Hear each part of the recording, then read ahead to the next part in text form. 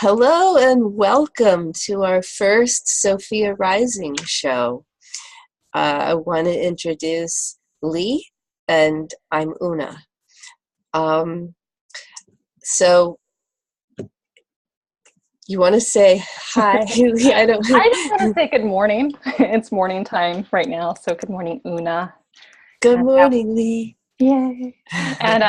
And good morning or good afternoon, wherever anybody is when they're viewing this. And we're really excited to, to get this started. Today, we just wanted for this segment to introduce ourselves and to explore a little bit about what Sophia Rising might evolve into and kind of where we're coming at this from.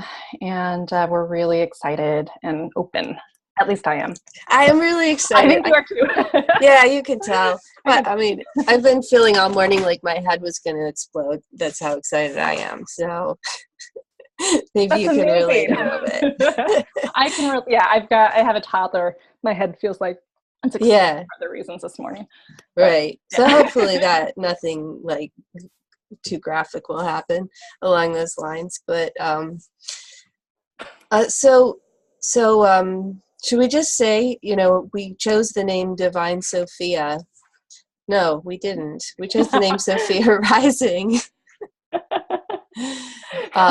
We chose the name Sophia Rising because, gosh, I don't know if I'm ready to put this into words, but Sophia refers to the great goddess, like the original mother goddess. So it related to the soul of our earth, and it's also to the divine feminine power that's been suppressed in the world that is now reawakening as part of our ascension, as part of our awakening. So I wanted to say that so that people understand about the name. I think Rising, you get it. We're here and we're talking. We're here and we're rising. Yeah. So, I just to like kind of prep, I was kind of thinking, well, I'd like to talk about why I want to have a show, and you could talk about why you want to have a show. I mean, number one is I've been like waiting for a chance to collaborate with you because I just knew that there was something was gonna like that would be really good. So that's super exciting. And then what talking about why I want to do a show or what this is, it always has seemed really daunting to me because I've learned so much as a healer, and just through my journey through life and my spiritual journey, that like it's kind of grown, like there's this great hologram, and I don't know like where to start. I know that each part is going to open up into the whole, but how do you start to contain that into a 20-minute segment or a half-an-hour segment or whatever? Mm-hmm. But so I got an idea this morning, so I'm going to start with this idea. And so I was looking in the mirror thinking about, I'm going to be on camera today. Should I put on more makeup? I don't wear much makeup. I just am very lazy about that kind of thing. Should I oh my God, I have this red patch on my face. Should I put makeup on it? Should I put powder on that? I could tone that down and it probably wouldn't show. And I was thinking about it and I was like, screw that. I'm not doing that because that's counter to why I want to have this show. And so that started this whole line of thinking, which was,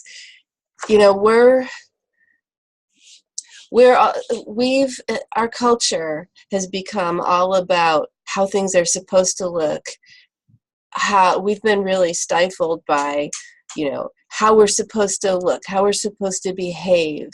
And so this is really tied in to the oppression of the divine feminine, where we're not supposed to look weird, we're supposed to look beautiful, and that that what's beautiful is really defined for us. So, you got to really try to fit into that category. You can't just see people as beautiful because their soul is beautiful. It's, very specific what's defined as beautiful. And so, that has just kind of,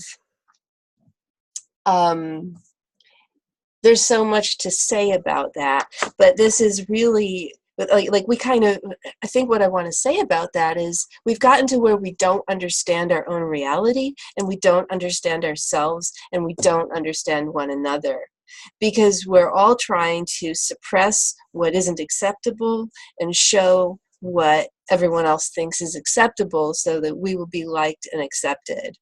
So that's why I didn't put on makeup and didn't cover this spot, and I'm proud of it. And I'm going to say more why I'm really happy about this spot related to this story. So now I want to flash back, but like, I don't know about you, Lee, and our listeners, but like, there's I can think of these moments in my life that I've never forgotten that have been a spiritual lesson, or been like a really important lesson about life.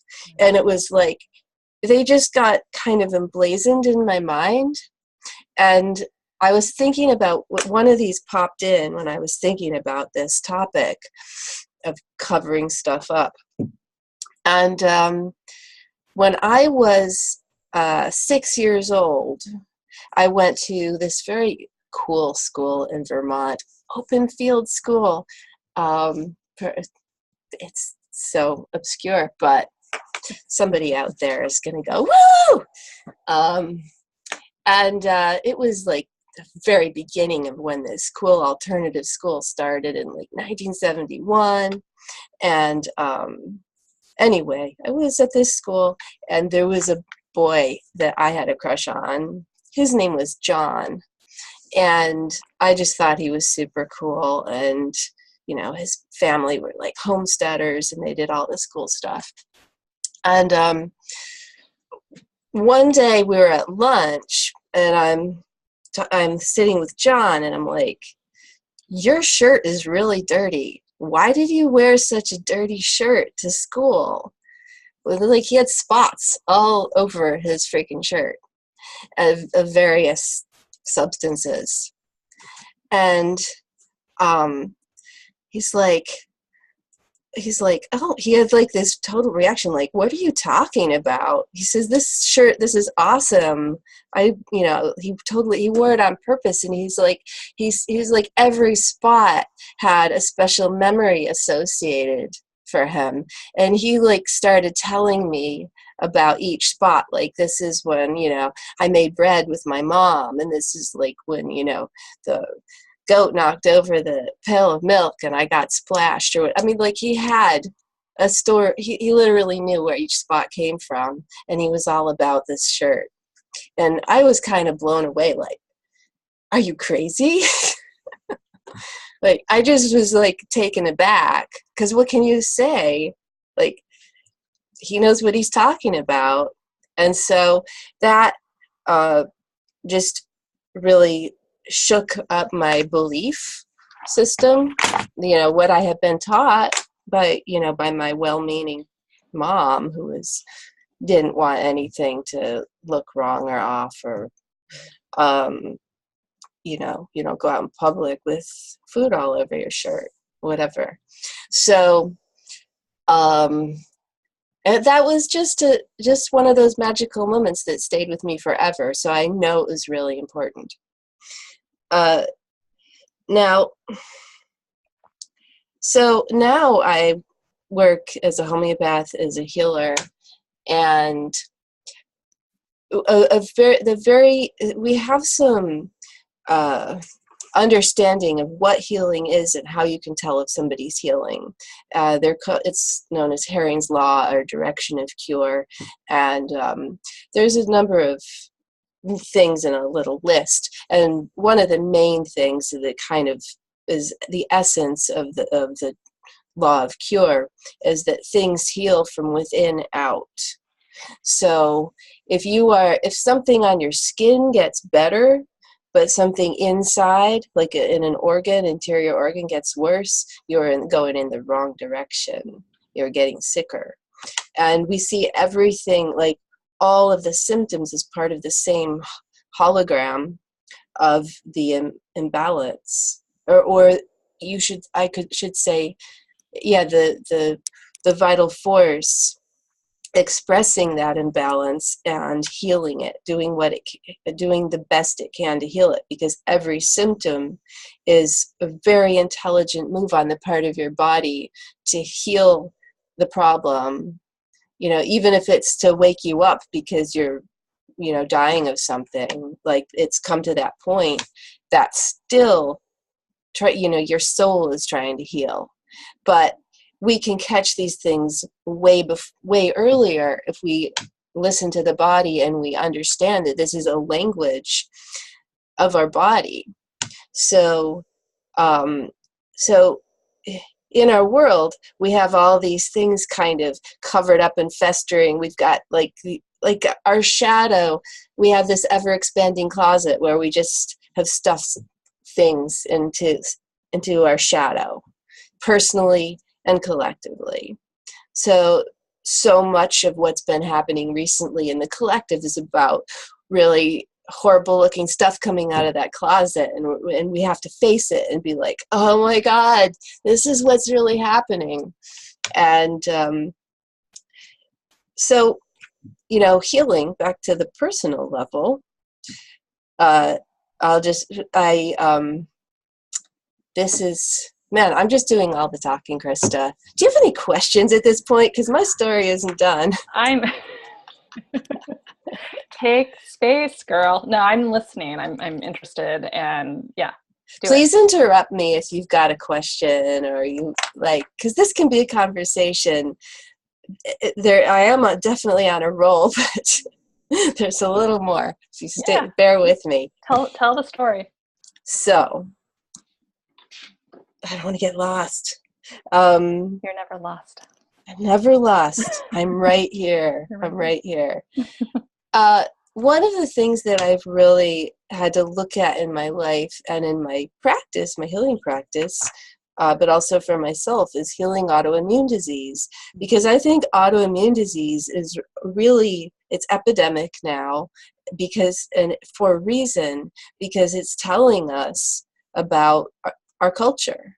It's telling us that there's something a serious problem in our culture that does relate to our immune systems actually attacking our own bodies, or somehow hurting our own bodies, our healing mechanisms actually being something that could kill us. And so that when you have that situation, you've gone pretty far down the rabbit hole into imbalance, and things really need to change. And so when there's an epidemic on that collective level, it's talking about the collective too. So I have had, I have celiac, which is autoimmune, and but that is kind of manifested symptom-wise in Crohn's disease in my life. So, for decades I had really a problem kind of, in a portion of my intestine, which at its very worst was bleeding, but, was just also sore for decades. But as I've been healing, that got a whole lot better, even under stress and stuff. Because when I stopped eating gluten, it got better most of the time, but it would still flare up if I was under stress, because I kind of still have the Crohn's thing. But now it kind of moved from within out, and it moved out because Crohn's can affect the alimentary canal anywhere, and it kind of moved to where I would get swollen lips. And I know you remember me with swollen lips. I'd sort of walk around looking like a duck or something. And they've been irritated for a couple of years now. They're still a little irritated, but they're better. They're a lot better, and they almost never they don't look swollen anymore. And but lately I've noticed my lips are less irritated. But then this appeared, which is a red like spot. It looks like eczema basically. There's kind of almost nothing to it, but it's just been there for a couple of weeks now. And but I see this as a progression of things coming out from a more important essential place to when things come out on the skin from within, they're on their way out. They're leaving. And so this is me healing from Crohn's. This is me healing autoimmune stuff, which I think is awesome. So I feel about this kind of like my friend John felt about his shirt. That's, I think, the there's one more part of this story. Any questions yet? I just wanted to like connect it back in, because you've covered a lot of really big macro. This is the problem when you get into the hologram. No, it's great. And then you brought it back into your own system, and then we're having like a Sophia Rising moment here between the two of us in the format of the show with whomever might view this. So like bringing it back around to Sophia Rising, what we're doing here. Yeah, it was just. Yeah. So are you asking me how to like are you like seeing it coming back, or are you asking me how it comes back, or wanting me to speak to that? Just speaking a little more directly then about bringing it back to why we're here today. You've talked a lot about healing around what's going on in the culture, and so right. So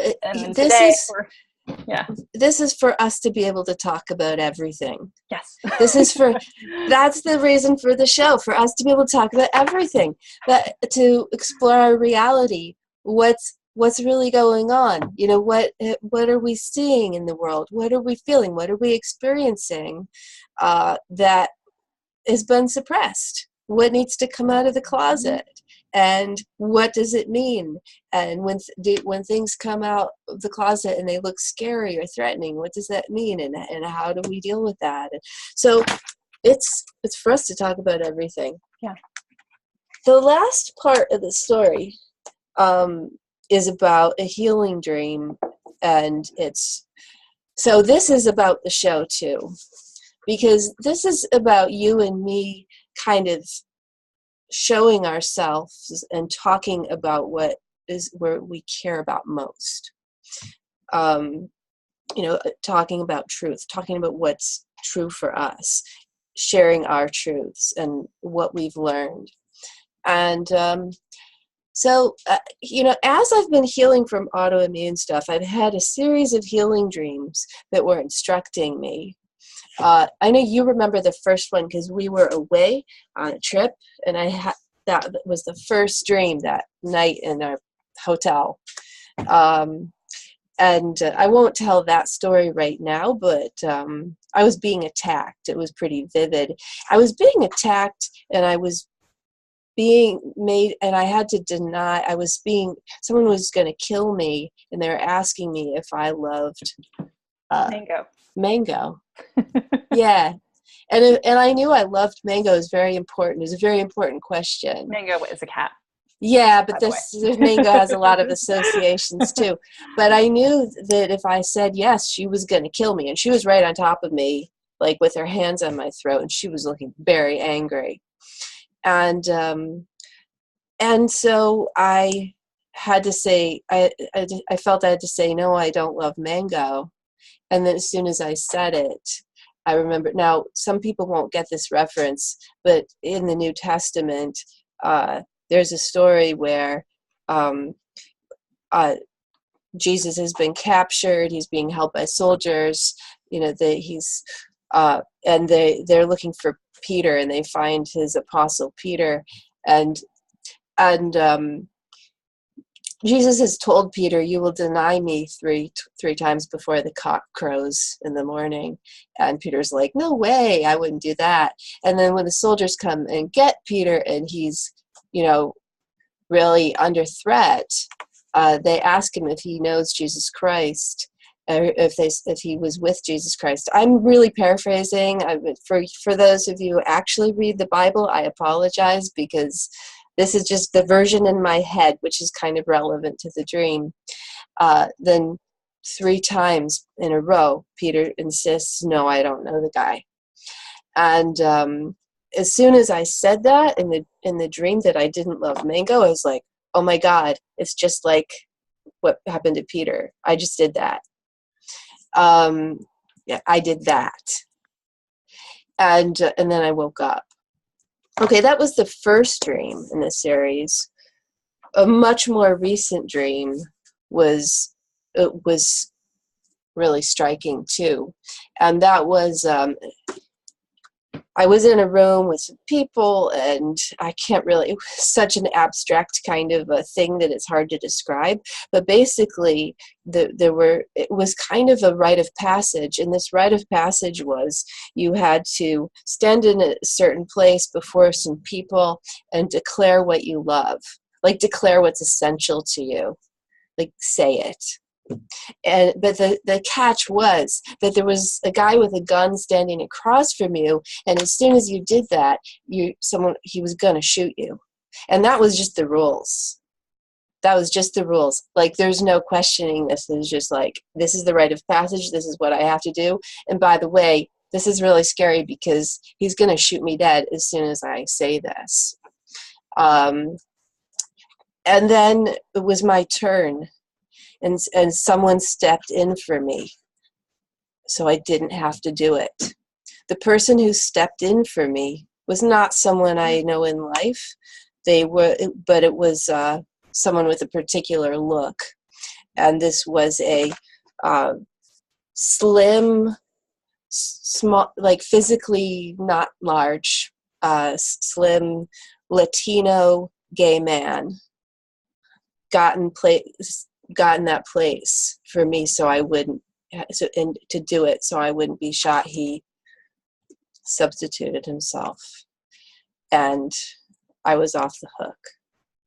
So probably better not to let people like that have to take that hit for me, so it like now and even another penny dropped, because I didn't know, I didn't understand what, maybe it's obvious to you right now, but I didn't understand why it was like this minority gay guy, someone, like that sort of didn't click. But now I do get it, that if we don't do this work, if we don't stand up and share our truths, other people are going to be taking the hit for us, who are doing it, who are like forced to do it, because he can't hide the color of his skin or the fact that he's gay, or he's gonna be taking all kinds of shit for that, and his life is obviously at risk. It's still today in our culture, his life is at risk, much more than mine, even as a woman. So yeah, that's the last part of the story that I wanted to share, and that's like why it's so essential for us to do this. It's a responsibility. Right. Thanks so much I hadn't even thought of it in that way, the last piece there around the responsibility of it, right? The responsibility to really be in truth. And if that is a challenge, the responsibility of working with it, and bringing a lot of compassion to that process of getting to the point. Because I know for a lot of people, I imagine, and for myself even too, standing in truth, there's a lot of things that feel like that are barriers to that, internal things that we've internalized, or situations that we're in relationally. And I think there's a lot of reasons why it would be hard for somebody to really stand in truth and really step into their responsibility for that. And it's so essential. And so like just creating, I think, on this channel, a space for people to be able to be in whatever part of that journey they are and have that be okay. You know, for people who are, you know, waving their flag and they're yelling it from the mountains, people who, gosh, I wish that were me and I feel so stuck. You know, gosh, oh, I did it yesterday, or I'm feeling in my truth today, but yesterday or tomorrow I'm going to feel like a fraud, or I'm just faking it. I feel like it's really important to acknowledge the spectrum that we all slide across. And I think by creating space where that's okay, and that we can bring compassion there, then it allows people, it gives people, it just enables people, I think, to actually be able to step into responsibility, because it's hard to step into responsibility for something when you're running from it, or if you're running from yourself relative to it because you don't feel like you're doing it right. Yeah, or if your life is literally at risk, or your home, your safety in the world is literally on the line, which I think in a way, you know, has been true for so many people. Yeah, absolutely.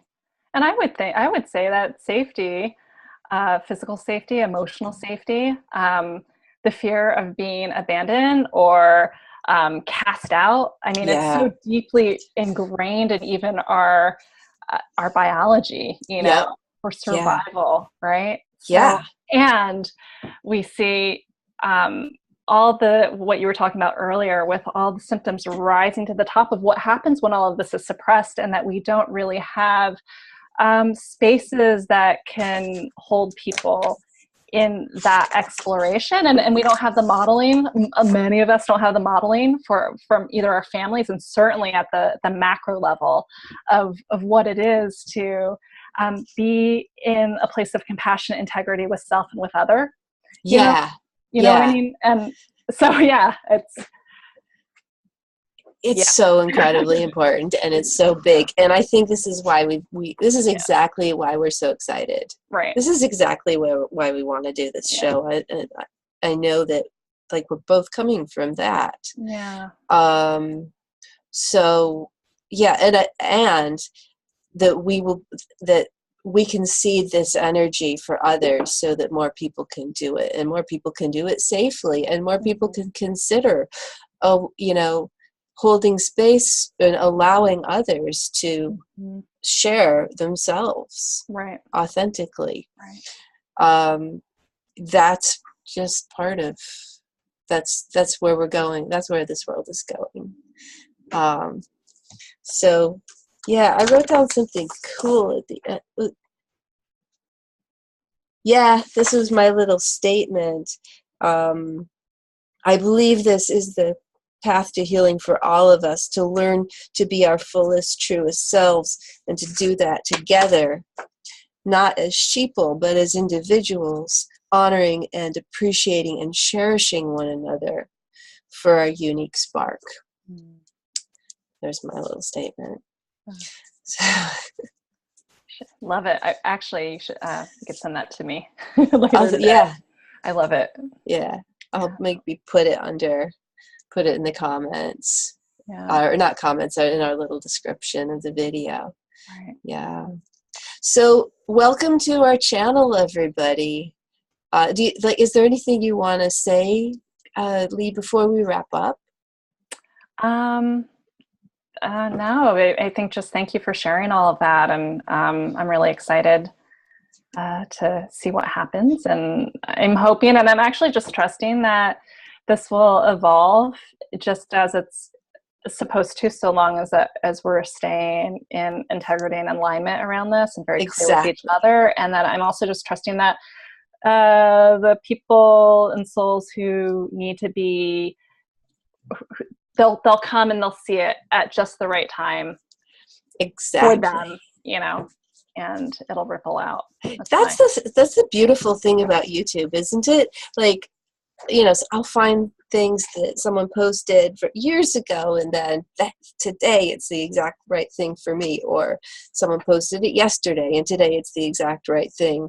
Right. It's, it's there. It's this incredible resource for people to just find stuff.